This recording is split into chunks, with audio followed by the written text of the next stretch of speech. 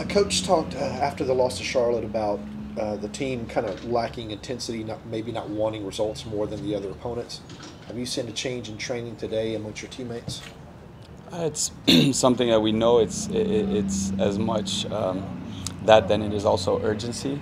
We put ourselves in a situation where we've played so well in a bunch of games that it creates fear on the one hand, and then every team brings their A game here, thinking they're in danger, and the natural response is when you feel in danger, you are more aware and you usually level up or have an extraordinary performance, and so this is the downside of being a team and a club with high expectations. So when you want to find positive, that's one positive is that no one comes to Atlanta just going through their game. It's a big game for everyone here, and it puts us in a situation where every game at home is a cup final for the opponent. So it's a great challenge for us because us on that one side, we know and we trust our playing style. We trust that it's going to take us a long way, but the standards that we set earlier in this season need to be upped, and that's the challenge right now. As a veteran, how do you help your teammates find that level again? Well, it's understanding that it's an honor already to be in that situation in a way that the way we play and the standards that we set in the league and with our style of play creates this need for our opponents to show their best ways, and for that matter, it challenges us to be on our best behavior and to be at 100% every single game and every single minute of every single game. So that's the challenge when you're clearly one of the contenders, when you have that style of play that, it's a narrative. People say, okay, they want the ball, they want a full control of the game, we'll show them. So you end up playing against an army of 11, and that's one thing that is a challenge on the one hand, but it's an honor on the other, and it's just for us to be up to the task. I think I saw the team's mental coach was at the game Saturday, and I think he was out today. Has he been working with you all these past few days, or talking to you? Ben is here on consistent basis, Okay. so it's an ongoing process. It's not when we were on a winning streak, or Okay. he's not there at a more specific moment than another. I think his schedule is set for the year, and we've had him in preseason. We've had him already 3-4 times for spells of 4 or 5 days, and it's on demand. Also, some guys have been working consistently with him. He's just there. He's just a presence, and he's great to be around because he's obviously has a great understanding of different personalities and how people react to the same outcome, but in different ways. And it's one big thing is to put everyone in that situation where they think they can bring the best version of themselves. What's the biggest challenge, Quentin, in those moments in a game where you have control for 30 minutes or so, and then you hit that lull, and the team kind of drops just a little bit, and that's where teams have hurt us a little bit? How does the team handle that? That's exactly it. That's understanding when we need to be impatient and when we need to be in full control. That's the tricky part because yes, we have an unbelievable fan base. We have an unbelievable setup at the Benz, and we want to be front-footed and we want to be in the opponent's box or in the opponent's final third for most of the game. And when you're 0-0 after 30 minutes, you're all right. It's not like the game is out of hand or out of control. And even at 0-1, it's still very much manageable. And this is understanding that a season is long, that yes, a game is short-term and it's 90 minutes and every game is a separate story.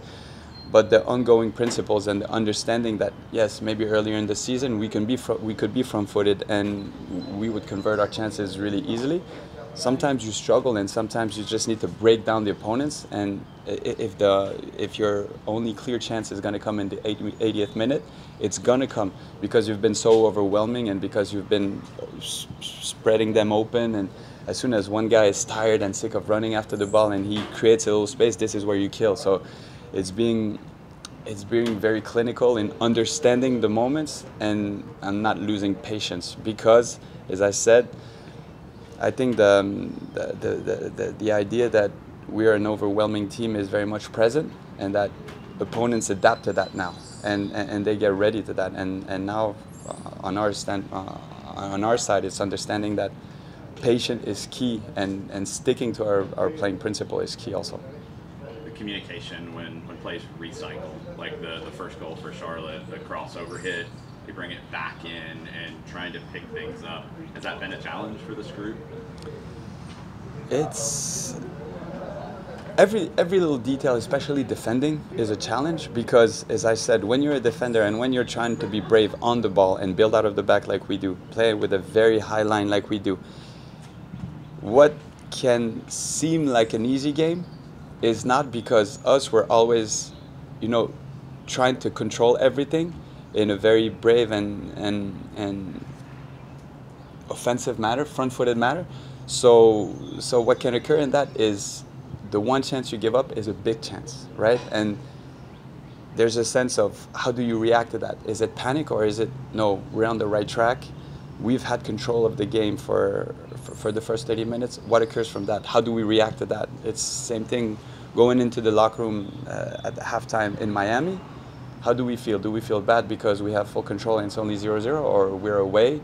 We have full control over a team that's doing quite well, and we still have another half to break them up. So it's understanding these moments and realizing that, yes, we want to please the fan, yes, we want to play entertaining football, and this is a core value, but it's also understanding that a game is 90-minute long plus, and that if we break down a team perfectly in the 85th minute, that works also.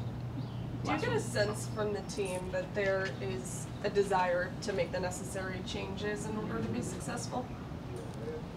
What do you mean by necessary changes? And just any changes that you guys feel like you need to make in order to start putting more wins on the board? It's more tweaks than changes. I see what you mean by that now. It's adapting and understanding that we can't rely or expect a 95th minute goal to win us a game. It's the attention and the intent and the commitment and being totally purposeful with what we do that is going to win us game. And this is what's going to create maybe that one big chance in the 95th minute, but the goal will be the result of that commitment and of that purpose over just randomness and luck, right? So I see what you mean by that. Yes, it's correcting and tweaking little things to understand that, yes, maybe we don't need to commit as many or be more mindful when we're in set defending, especially earlier in the game, to keep that feeling and to keep being overwhelming and to keep sending that message to the opponent and to our fans that we're in full control and that we want to be, a front-footed team.